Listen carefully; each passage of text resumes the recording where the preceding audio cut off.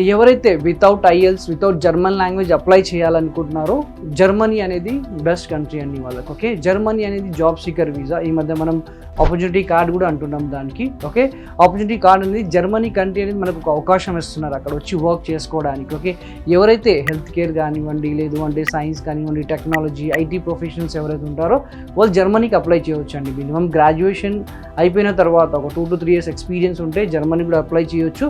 ఇంకోటి without IELTS without German language మళ్ళీ ఒకసారి నేను చెప్తున్నాను, ఎందుకంటే చాలామంది అప్లై చేస్తున్నారు, వెళ్ళి సెటిల్ అవుతున్నారు. యాక్చువల్గా ఇది మనకి 1 year ఆఫ్ వీసా వస్తుంది.